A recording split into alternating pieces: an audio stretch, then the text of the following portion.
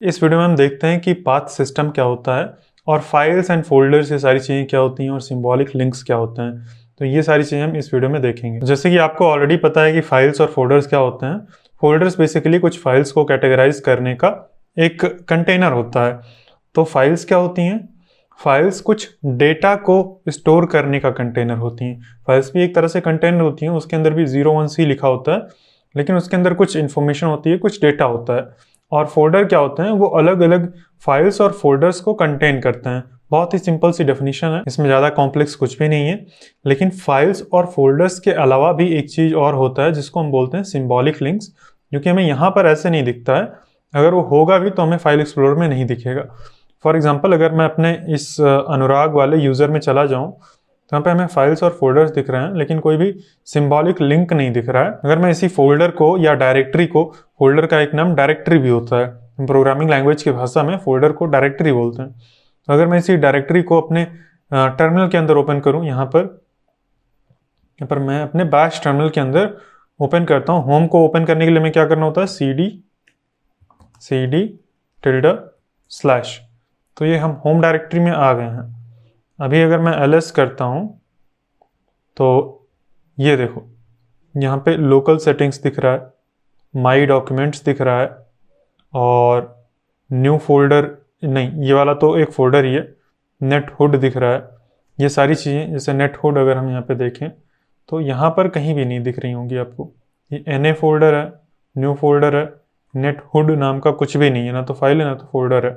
यहाँ पर भी कोई फाइल नहीं है। तो ये सारी चीज़ें क्या है? Symbolic links. बहुत ही शॉर्ट में समझेंगे, ज़्यादा कुछ होता नहीं है, बहुत ही सिंपल होता है। एक बार मैं ls-l अगर करता हूँ तो आपको ये दिखेगा। यहाँ पर ये देखो, जैसे ये एक फोल्डर है, वन ड्राइव नाम का फोल्डर है, एक डायरेक्टरी है, तो उसके आगे D लिखा हुआ आएगा। ये RWX और फिर ये R, इसका क्या मतलब होता है ये सब हम नेक्स्ट वीडियो में देखेंगे जब परमिशन समझेंगे। अभी बस हम ये देखते हैं कि ये क्या है। तो D का मतलब डायरेक्टरी, तो ये एक डायरेक्टरी है तो इसके आगे D लिखा रहेगा। ये एक फाइल है, जैसे कि और भी फाइल्स होंगी यहाँ पे। जैसे हमारे पास ये अगर मैं नीचे आ जाऊँ या ऊपर ही कई सारी फाइल्स होंगी, जैसे कि ये एक फाइल है, तो फाइल को डैश से रिप्रेजेंट किया जाता है। फाइल को डैश से रिप्रेजेंट किया जाता है, डायरेक्टरी को D से, और सिंबॉलिक लिंक्स को L से रिप्रेजेंट किया जाता है। अभी सिंबॉलिक लिंक क्या होती हैं? सिंबॉलिक लिंक किसी एक फाइल को या फोल्डर को पॉइंट करती है।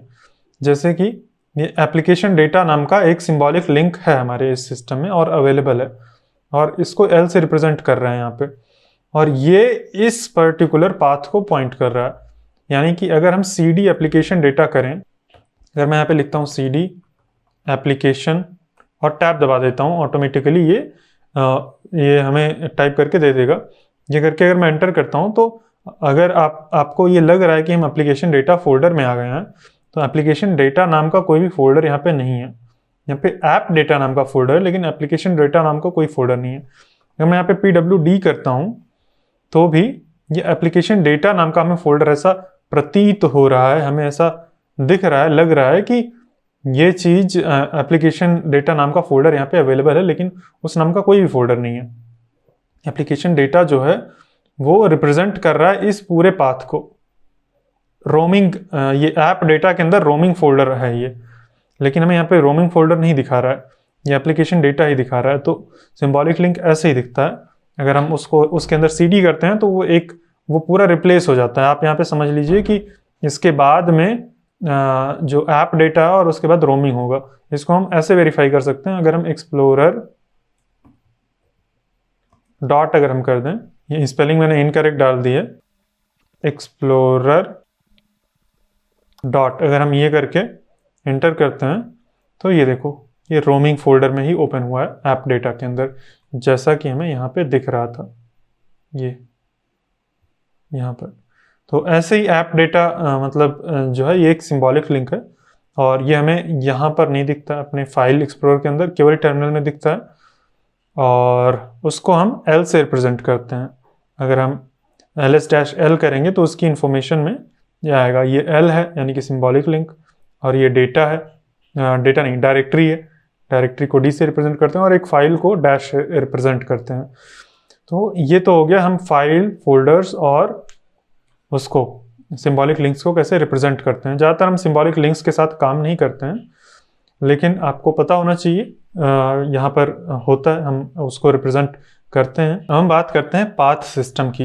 तो एक बार मैं CD करके अपने, या फिर इसको क्लोज करके एक नया टर्मिनल ही ओपन कर लेता हूँ। अब पाथ सिस्टम क्या होता है, अगर मैं इसका इसके ऊपर राइट क्लिक करूँ तो यहाँ पर आपको दिख रहा होगा कॉपी पाथ और कॉपी रिलेटिव पाथ। तो पाथ दो तरह के होते हैं, एक होता है एब्सोल्यूट पाथ, दूसरा होता है रिलेटिव पाथ।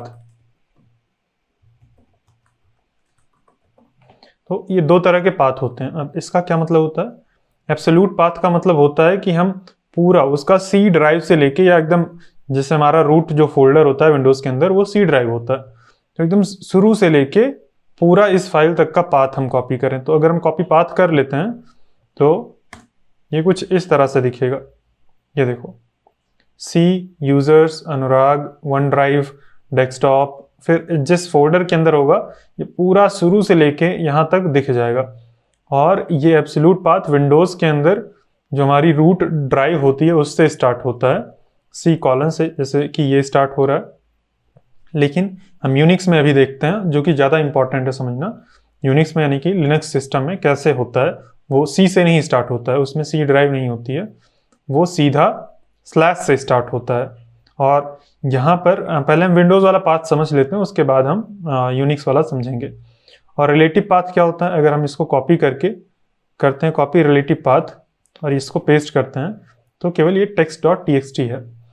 तो जो रिलेटिव पाथ होता है वो स्लैश से या सी ड्राइव से नहीं स्टार्ट होता है, वो सीधा उस फाइल से स्टार्ट होता है या फोल्डर से स्टार्ट होता है। अगर यहाँ पे मैं एक src नाम का फोल्डर बना दूँ और इसके अंदर test.js नाम की फाइल बना दूँ, अब इसका अगर मैं कॉपी पाथ करता हूँ, कॉपी रिलेटिव पाथ करता हूँ, तो क्या आएगा, यहाँ पे हम देखते हैं, तो ये source/text.js। तो ज़्यादातर केसेस में जो भी रिलेटिव पाथ होता है वो किसी भी चीज़ से नहीं स्टार्ट होता है, लेकिन कई बार आप ऐसे देखेंगे ./, तो ये भी एक रिलेटिव पाथ है और ये भी एक रिलेटिव पाथ है, जो कि डॉट, जैसे यहाँ पे हमने कॉपी किया है तो ये / दिखा रहा है, लेकिन यूनिक्स सिस्टम में / होता है। अभी के लिए हम यही रहने देते हैं और इसको भी यहाँ पे / ही कर देते हैं, सारा विंडोज़ का सिस्टम है। तो ये दोनों चीज़ें सेम ही चीज़ हैं, ये भी उसी फाइल को रिप्रेजेंट करेगा, ये भी उसी फाइल को रिप्रेजेंट करेगा, लेकिन किसी किसी केसेस में थोड़ा सा डिफरेंट होता है। लेकिन ये दोनों ही रिलेटिव पाथ हैं, दोनों एग्जाम्पल हैं रिलेटिव पाथ के। और ये एग्जाम्पल है एक एब्सोल्यूट पाथ का, ये एक एब्सोल्यूट पाथ है, ये है रिलेटिव पाथ। मैं एक काम करता हूँ, इसको मैं यहाँ पर रख देता हूँ। तो बस मेनली यही दो कैटेगरी के पाथ्स होते हैं। अब हमें ये समझना है कि पाथ्स को सेपरेट कैसे किया जाता है, अलग अलग फोल्डर्स को और फाइल्स को विंडोज़ के अंदर / जो / होता है ना, उससे सेपरेट किया जाता है। / वाला जो बटन होता है हमारे एंटर के ऊपर होता है, अगर हम उसको टाइप करते हैं तो / टाइप होता है, लेकिन जो शिफ्ट के जस्ट आगे होता है जहाँ पे क्वेश्चन मार्क होता है, उसको अगर हम क्लिक करते हैं तो ये / होता है। तो विंडोज़ के अंदर सब / से पाथ सेपरेटेड होता है। और / से सेपरेट होने में थोड़ा सा प्रोग्रामिंग लैंग्वेजेस में दिक्कत होती है। दिक्कत ये होती है कि जैसे इस पाथ को अगर मुझे अपनी प्रोग्रामिंग लैंग्वेज के अंदर एक स्ट्रिंग के अंदर स्टोर करना है, const path इक्वल टू, अगर मुझे ये स्टोर करना है तो ये गड़बड़ है, ये सही से काम नहीं करेगा। अगर मैं इसको console लॉग करूं, या फिर मैं इसको सीधा जावास्क्रिप्ट टर्मिनल के अंदर ही कर लेता हूं, एक ब्राउज़र ओपन करके, यहाँ पर मैं क्रोम ओपन करके, आपको मैं दोनों जगह पे दिखा दूंगा, Node.js के अंदर भी और यहाँ पर भी। तो अभी मैं इसको अगर पेस्ट करता हूँ तो ये सही दिख रहा है, ये सही चल रहा है। लेकिन अगर यहाँ पर कोई स्पेशल कैरेक्टर होता, जैसे कि एक सिंगल कोट अगर ये होता, तो अभी ये गायब हो जाएगा, ऑटोमेटिक / गायब हो जाएगा। ये देखना आप, ये मैंने यहाँ पे / दिया, ये गायब हो गया ऑटोमेटिक, और ये हमें सिंगल कोट ही दिख रहा है। तो ऐसे ही यहाँ पर मैं लिखता हूँ पाथ, और मैं यहाँ पे इस फाइल को रन करता हूँ, तो नोड, और ये जो टेक्स्ट फाइल है ये सोर्स फोल्डर के अंदर हमने रखी है, तो हम लिखेंगे src और text.js। अगर मैं इसको रन करूं तो आप देखना, आप गेस करिए क्या आउटपुट आएगा। ये देखो, ये लिख के आया है सोर्स, और फिर ये क्या आ गया, ये इतना स्पेस क्या आ गया। तो ये जो \t है ना, ये टैब कैरेक्टर को रिप्रेजेंट करता है। ये टैब, तो वही 4 स्पेस यहाँ पे आ गया है, 1 2 3 4, जितना भी टैब कैरेक्टर, जैसे मुझे लगता है यहाँ पे 4 कैरेक्टर्स को रिप्रेजेंट कर रहा है, 4 स्पेस कैरेक्टर्स को। तो वही है, ये 4 स्पेस आ गया, यानी कि टैब। अगर इस फाइल का नाम होता next.js तो आप देखते क्या इसका आउटपुट आता। ये देखो, सोर्स और फिर न्यू लाइन में ext आया है, n तो गायब ही हो गया। आप ऐसे ही और भी कैरेक्टर्स के लिए करना, जैसे कि अगर a के लिए करें तो देखना आप क्या होगा, ये बैकस्लैश गायब ही हो गया एकदम से। ये देखो, b के लिए अगर करेंगे तो कुछ अजीब सा ही आ जाएगा यहाँ पे। ये देखो, b हमने किया तो a और b दोनों गायब हो गया, यहाँ पे नहीं दिखा रहा है। और यहाँ पे अगर हम f अगर करते हैं तो आप देखना, ये देखो, आप देख रहे हैं ये कैसे काम कर रहा है, एकदम से इसको गायब ही कर दिया। तो ये जो बैकस्लैश होता है, ये प्रोग्रामिंग लैंग्वेजेस के अंदर, एक नहीं सभी प्रोग्रामिंग लैंग्वेजेस के अंदर थोड़ा स्पेशल कैरेक्टर होता है, और इसका यूज करके हम अलग अलग कैरेक्टर्स को रिप्रेजेंट करते हैं। जैसे \r जो होता है वो भी एक न्यू लाइन को ही रिप्रेजेंट करता है एक तरह से। लेकिन यहाँ पे देखो, ये पूरा जो उसके आगे वाला था सोर्स, ये पूरा ही गायब हो गया। तो इसीलिए जब हमें विंडोज़ का पाथ रिप्रेजेंट करना होता है प्रोग्रामिंग लैंग्वेज में, तो हमें डबल बैकस्लैश लगाना पड़ता है। जब अगर डबल बैकस्लैश लगा देंगे तो ये जो बैकस्लैश है, मतलब \r था, उसको हम एस्केप कर देते हैं एक तरह से। ये जो पूरा स्पेशल कैरेक्टर बन जा रहा था ना \r से, उसी को हमने हमने बैकस्लैश को ही स्केप कर दिया। अब ये हमें प्रॉपरली दिखेगा जिस तरह से दिखना चाहिए था। यहाँ पे टेक्स्ट लिखेंगे, नेक्स्ट लिखेंगे, कुछ भी लिखेंगे तो अब सही से दिखेगा।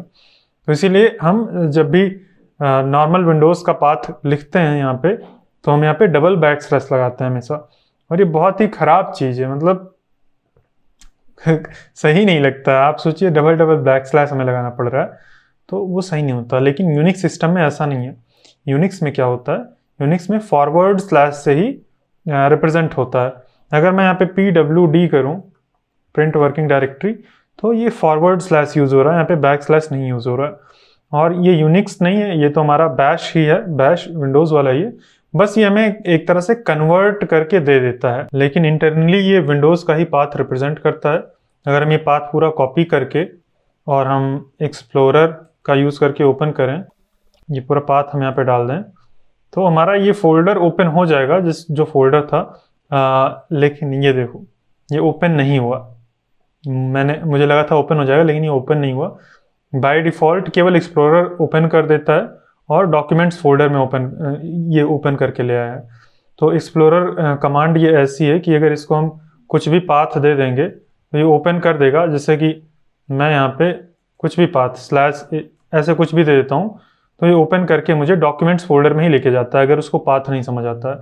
तो ये एक्सप्लोरर को ये पाथ नहीं समझ आ रहा है, क्योंकि ये इसका सी से नहीं स्टार्ट हो रहा है, मतलब ये स्लैश से स्टार्ट हो रहा है, और ये फॉरवर्ड स्लैश करके ये सारा सेपरेटेड है।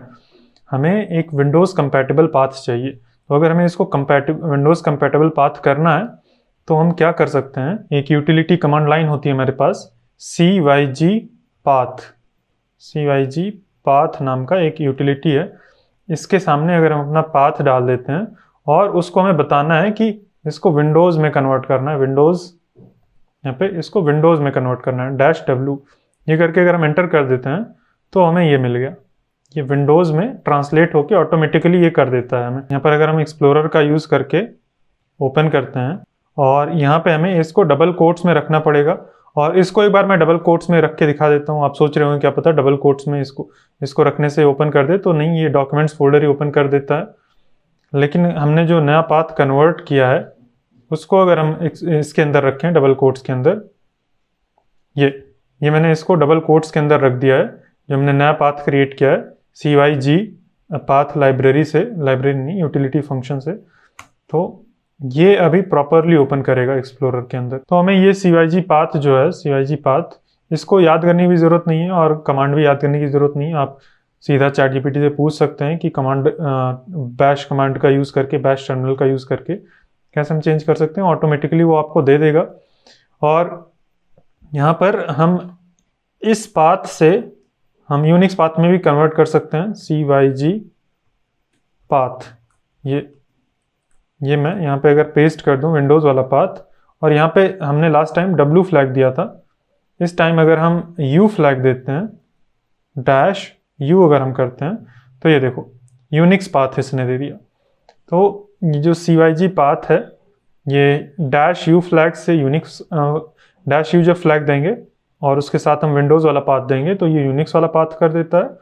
और जब हम W फ्लैग दे के यूनिक्स का पाथ देते हैं तो ये विंडोज़ का पाथ करके कन्वर्ट करके कर देता है। एक बार अगर हम अपना WSL वाला विंडो ओपन करें VS कोड का, तो देखते हैं क्या होता है। तो सबसे पहले हम यहाँ पर जाके लिखेंगे बैकस्लैश और WSL डॉलर, 2 बार बैकस्लैश WSL डॉलर। फिर हम यहाँ पे उबुंटू वाले फोल्डर में चले जाएंगे। ये थोड़ा टाइम लगता है क्योंकि ये नेटवर्किंग प्रोटोकॉल का यूज़ करके ये ओपन कर रहा है। अब हम यहाँ पर हमारा होम फोल्डर है, यहाँ पे यह है होम फोल्डर। यहाँ पे अनुराग के अंदर मैंने लर्निंग का फोल्डर बनाया है, और इसके अंदर भी एक फोल्डर बना लेते हैं कि Node.js, हम Node.js सीख रहे हैं, या नोड, सीधा नोड ही नोड नाम का फोल्डर बना लिया है। और ये फाइल इसके अंदर मैं मूव कर देता हूँ। और ये बोल रहा है कि मतलब ये हार्मफुल हो सकती है, लेकिन हमें पता है ये फाइल हार्मफुल नहीं है, हमारी ही फाइल है, हमने क्रिएट की है। अब इसको हम VS कोड के अंदर ओपन कर लेते हैं। तो ये बोलेगा कि अभी WSL वाला विंडो ओपन करो, ये बोल रहा है हमें WSL विंडो ओपन कर लेना है। आप चाहें तो सीधा वहाँ पर टर्मिनल ओपन करके कोड कमांड का भी यूज़ कर सकते हैं। मेरे में कोड कमांड अभी नहीं काम कर रही है WSL वाले में। अभी अगर मैं इस फाइल को ओपन करूँ और यहाँ पे राइट क्लिक करके कॉपी पाथ करता हूँ, मैंने कॉपी पाथ किया है, और यहाँ पे पेस्ट करें हम, तो ये देखो यहाँ पर जब हम कॉपी पाथ करते हैं तो ये सारा यूनिक्स वाला पाथ कॉपी हो रहा है। स्लैश यहाँ पे अगर हम कॉपी रिलेटिव पाथ करते हैं तो रिलेटिव पाथ तो केवल वही रहेगा, लेकिन एब्सोल्यूट पाथ में हम देख सकते हैं ये C से नहीं स्टार्ट हो रहा है, ये होम से स्टार्ट हो रहा है, और फॉरवर्ड स्लैश होम और फिर अनुराग, और इस तरह से ये स्टार्ट हो रहा है, और ये फॉरवर्ड स्लैश से रिप्रेजेंट हो रहा है। तो ये अब जो VS कोड ओपन हुआ है, एक तरह से हम बोल सकते हैं ये यूनिक्स इन्वायरमेंट में है, ये एक यूनिक्स इन्वायरमेंट के अंदर है। अब यहाँ पे जो भी पाथ होगा, जो भी कुछ भी होगा, यहाँ पे हम टर्मिनल भी ओपन करेंगे, हमारा बैश टर्मिनल भी होगा, तो ये सब कुछ यहाँ पर CYG पाथ, अगर हम डैश W डाल के, हमें पाथ डाल के करेंगे, तो ये CYG पाथ यहाँ पर अवेलेबल ही नहीं है यूनिक्स के अंदर। यूनिक्स लिनक्स के बैश के अंदर ये वाली पाथ अवेलेबल ही नहीं होती है, क्योंकि यहाँ पर ज़रूरत ही नहीं है इसको कन्वर्ट करने की। हमारी प्रोग्रामिंग लैंग्वेज के अंदर ये पाथ एकदम परफेक्टली काम करेगा। अगर मैं यहाँ पे text.js नाम की अगर फाइल क्रिएट कर लूँ, और मैं क्या करूँगा, यहाँ पर मैं const path इक्वल टू, अगर मैं इसको एक स्ट्रिंग के अंदर स्टोर करता हूँ तो कोई दिक्कत नहीं, एकदम परफेक्टली काम कर रहा है, कोई दिक्कत नहीं, एकदम सही है ये। अभी अगर हम इसको Node.js का यूज़ करके रन करें, मैं यहाँ पे नोड लिखता हूँ text.js, आप बताइए क्या होगा इसका आउटपुट। तो कमांड नॉट फाउंड, क्योंकि हमारे इस यूनिक्स एनवायरनमेंट के अंदर Node.js नहीं इंस्टॉल है। Node.js तो हमने इंस्टॉल किया था अपने विंडोज़ के अंदर, यहाँ पर हमें इंस्टॉल करने के लिए कमांड रन करनी होगी। तो चलो हम इंस्टॉल कर लेते हैं Node.js, ये sudo apt इंस्टॉल्ड, और हम यहाँ पे पासवर्ड डाल देंगे अपना। ये इंस्टॉल हो रहा है, अनेबल टू लोकेट पैकेज, ये इंस्टॉल नहीं हुआ। अगर हम फिर से रन करते हैं तो ये फिर से बता रहा है कि ये इंस्टॉल नहीं हो रहा है।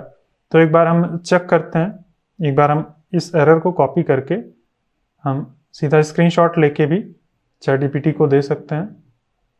ये स्क्रीनशॉट मैंने ले लिया, ये ऑटोमेटिकली हमारे क्लिपबोर्ड में कॉपी हो जाता है। हम ChatGPT ओपन कर लेते हैं और उससे पूछते हैं कि ये इंस्टॉल कैसे करें। यहाँ पर मैं ChatGPT ओपन कर लेता हूँ, यहाँ पर मैं स्क्रीनशॉट पेस्ट कर देता हूँ और पूछता हूँ how to install node JS in WSL, I am getting this error। ये अभी देखते हैं। ठीक है, एक बार हम sudo apt अपडेट करके इंस्टॉल करते हैं। इसके बाद फिर से Node.js को इंस्टॉल करते हैं, तो ये इंस्टॉल हो जाएगा। हमें अब कुछ और करने की ज़रूरत नहीं, यहाँ पे और भी सारी चीज़ें बताई थी इसने। तो ये ऐप अपडेट करने से जो इसकी जहाँ से ये सर्च करता है Node.js को, वो अपडेट हो गया है। पहले पुराना कुछ अलग ढूंढ रहा था तो उसको Node.js नहीं मिला था। अभी Node.js इंस्टॉल हो गया है। अब नोड अगर मैं text.js करूँगा तो ये रन होगा। ये देखो, ये रन हो गया, कोई एरर नहीं आया, लेकिन हमने कुछ कंसोल लॉग करवाया ही नहीं है। मैं कंसोल लॉग पाथ करवाता हूँ, एक सेकेंड। ये अभी ये देखो सही से प्रिंट हो रहा है, कोई दिक्कत नहीं, एकदम सही है। अगर मैं यहाँ पे केवल ये चीज़ कर देता हूँ तो भी कोई दिक्कत नहीं है, लेकिन हमारे उसमें अगर हम इसको बैक स्लैश कर देते हैं तो ये दिक्कत है, जो कि हमारा विंडोज़ का पाथ होता है, ये स्पेस आ जाता है। तो इसीलिए हमें यूनिक्स का पाथ समझना ज़रूरी है, क्योंकि जब हम अपने सर्वर्स को डिप्लॉय करते हैं तो वहाँ पर यूनिक्स का पाथ यूज़ होता है, ऐसे फॉरवर्ड स्लैश से सेपरेट होता हुआ। और हमें दोनों का डिफरेंस भी पता होना चाहिए, ताकि जो हम अपने विंडोज़ मशीन में काम करें तो हम प्रॉपरली पाथ से अगर कोई एरर आए तो हम उसको प्रॉपरली रिजॉल्व कर पाएँ। अगर हमें विंडोज़ का पाथ देना है तो डबल स्लैश यूज़ करना पड़ेगा। हम कुछ स्पेशल डायरेक्टरीज और पाथ देख लेते हैं, जो कि आपको ऑलरेडी पता होगा, लेकिन फिर भी हम यहाँ पर देख लेते हैं। तो जैसे कि अगर हम cd डॉट करते हैं तो डॉट का मतलब होता है करंट फोल्डर, डॉट का मतलब करंट फोल्डर, डॉट डॉट का मतलब होता है पेरेंट फोल्डर। अगर हम ये कर देते हैं तो देखो नोड का पेरेंट फोल्डर लर्निंग था, वहाँ पे पहुँच गए हैं। अगर हम डॉट डॉट स्लैश कर देंगे, जैसे कि अगर हम डॉट डॉट करेंगे तो भी पेरेंट फोल्डर के अंदर चले जाएंगे, अगर डॉट डॉट स्लैश कर देंगे तो भी पेरेंट फोल्डर के अंदर चले जाएंगे। देखो ये मैं cd फिर से लर्निंग कर लेता हूँ, और लर्निंग के बाद नोड, और फिर से यहाँ पे डॉट डॉट अगर करके डॉट डॉट स्लैश लगा देता हूँ तो पेरेंट फोल्डर में चला जाएगा, जिससे केवल डॉट करने पे गया था यहाँ से। तो ये दो स्पेशल तरह के मतलब पाथ होते हैं, जैसे डॉट डॉट और डॉट, तो ये आपको ध्यान रखना है। दूसरा एक टिल्डे और होम, अगर हम ये कर देते हैं तो हम कहीं भी हों, किसी भी फोल्डर के अंदर हों, सीधा हम होम फोल्डर के अंदर आ जाएंगे। ये एरर दे रहा है क्योंकि हमने cd नहीं किया, हमने सीधा पाथ ही रन कर दिया है। तो यहाँ पे हम cd लिखते हैं पहले, cd, और हम सीधा होम फोल्डर के अंदर आ जाएंगे। तो जो टिल्डा होता है ये होम फोल्डर को रिप्रेजेंट करता है। एक बार मैं cd करता हूँ, और cd के बाद मुझे क्या करना है, मैं लर्निंग में जाता हूँ और नोड में जाता हूँ, और मैं केवल अगर cd टिल्डा कर देता हूँ तो भी मैं नोड सीधा होम फोल्डर में आ जाऊँगा। स्लैश लगाने की ज़रूरत यहाँ भी नहीं है। लेकिन अगर कोई फाइल को हमें रिप्रेजेंट करना है, कुछ फाइल सीधा करना है, मतलब सीधा एक्सेस करना है, तो उस केस में एक बार मैं फिर से cd यहाँ पे जाता हूँ, लर्निंग और नोड, और यहाँ पर मुझे अगर सीधा बैश rc फाइल को रीड करना है, अगर मैं यहाँ पे कैट करूँ, कैट कमांड, और ये तो मुझे स्लैश लगाना पड़ेगा, डॉट बैश rc। तो ये करेंगे तो उसका कंटेंट हमें पूरा दिख जाएगा। हमें यहाँ पर स्लैश लगाना पड़ेगा क्योंकि यहाँ पे एक फाइल आ गई है ना। ये पूरा फाइल का कंटेंट दिख रहा है मुझे, ये पूरा कंटेंट मुझे दिख रहा है। अगर यहाँ पर स्लैश नहीं लगाएंगे तो यहाँ पर दिक्कत हो जाएगी। यहाँ पर अगर हम ऐसे कर देंगे तो ये ऐसी कोई फाइल या डायरेक्टरी इसको नहीं मिली है। तो जब हमें एक फाइल उस फोल्डर के अंदर, जैसे होम जो है, एक हमारे होम फोल्डर को, जो टिल्डा है होम फोल्डर को रिप्रेजेंट करता है, उसके अंदर की फाइल को अगर हमें ओपन करना है तो हमें स्लैश लगाना पड़ेगा। तो कुछ इस तरह से हम अलग अलग फाइल्स को एक्सेस कर सकते हैं। और सबसे सिंपल चीज़, जो हमारा जो होम डायरेक्टरी है उसको हम स्लैश से रिप्रेजेंट करते हैं, होम नहीं, रूट डायरेक्टरी। cd स्लैश अगर हम लिखेंगे, ये होती है रूट डायरेक्टरी, इसके ऊपर कुछ भी नहीं होता है। अगर हम इसके पेरेंट डायरेक्टरी में जाने की कोशिश करेंगे, अरे मैं बार बार cd लिखना भूल जा रहा हूँ, cd डॉट डॉट, तो वहीं पर रहेंगे, ये एरर भी नहीं देगा और कहीं चेंज भी नहीं करेगा। ये सीधा ये रूट डायरेक्टरी है। यहाँ पर हमारे पास अलग अलग फोल्डर्स हैं, अलग अलग फाइल्स हैं। यहाँ पे अभी तक हमने केवल होम फोल्डर को देखा है, लेकिन आने वाले वीडियोस में हम ये यूज़र फोल्डर को भी देखेंगे। इसके अंदर क्या फाइल्स होती हैं, इनका क्या क्या काम होता है। तो ये सारी चीज़ें हम देखेंगे, लेकिन नेक्स्ट वीडियो में हम देखेंगे कि एग्जीक्यूटेबल फाइल्स क्या होती हैं और हम कैसे एग्जीक्यूटेबल फाइल्स को क्रिएट कर सकते हैं। तो मिलते हैं नेक्स्ट वीडियो में। ये वीडियो मेरे कंप्लीट Node.js कोर्स के फ्री प्रीव्यू का हिस्सा है। अगर आप Node.js को कंप्लीटली पूरा एकदम जीरो से एडवांस लेवल तक मास्टर करना चाहते हैं तो आप हमारे कंप्लीट Node.js कोर्स में एनरोल कर सकते हैं। उसका लिंक आपको वीडियो के डिस्क्रिप्शन में मिल जाएगा।